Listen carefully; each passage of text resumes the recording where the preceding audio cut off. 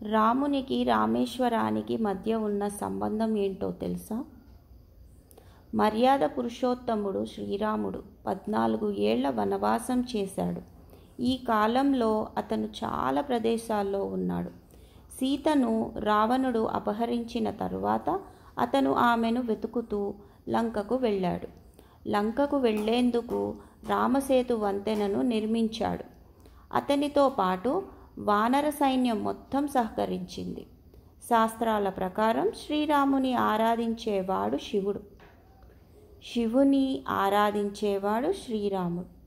రాముడు ఏదైనా పని చేసే ముందు శివుని పూజించేవాడు. రామచరితమానస్ ప్రకారం రాముడు లంకను విడిచిపెట్టే ముందు రామేశ్వరంలో ఏమి చేశాడో తెలుసుకుందాం. శ్రీరాముడు లంకకు వెళ్లే ముందు శివభక్తి. రాముడు వానర సైన్యంతో లంకకు వెళ్తున్నప్పుడు ఈ భూమి చాలా పవిత్రమైనదని చెప్పాడు. దీని మహిమ వర్ణించలేనిది. ఇక్కడ శివుని ప్రతిష్ఠిస్తానని ప్రతిజ్ఞ చేస్తున్నాను అని శ్రీరాముడు అంటారు.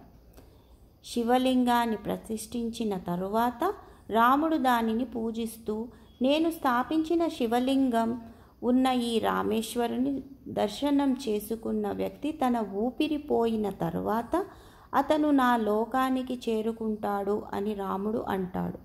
రామేశ్వర మహాదేవుని గంగాజలంతో అభిషేకించిన వారికి మోక్షప్రాప్తి కలుగుతుందని చెబుతాడు.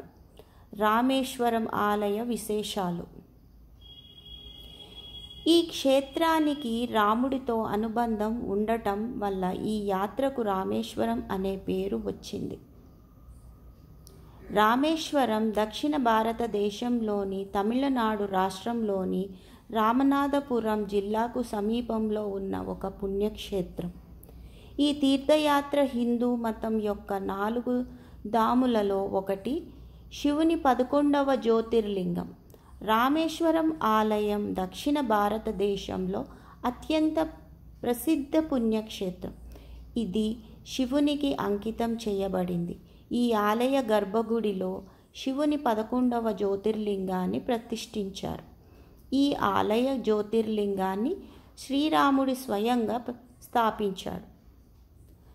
రాముడు లంకను జయించాలనుకునే ముందు ఈ ప్రదేశంలో తన ఆరాధ్య దైవమైన శివుడిని పూజించాడు. ఈ ప్రదేశంలో మహాదేవుని శివలింగాన్ని స్థాపించి పూజించాడు. రాముడి పేరు మీదుగా ఈ ప్రాంతానికి రామేశ్వరం అని పేరు వచ్చింది. త్రేతాయుగం తర్వాత రామేశ్వరం ఆలయాన్ని ఎప్పటికప్పుడు పునరుద్ధరించారు. ఈ ఆలయాన్ని ఆదిత్యవర్మన్, రాజేంద్ర చోళ, రాజారాజ చోళ, కృష్ణదేవరాయలు వంటి అనేక మంది రాజులు కొత్తగా నిర్మించారు. జై శ్రీరామ్, జై జై శ్రీరామ్. ఈ శీర్షిక మీకు నచ్చినట్టయితే తప్పక like, comment, share and subscribe. Thanks for watching.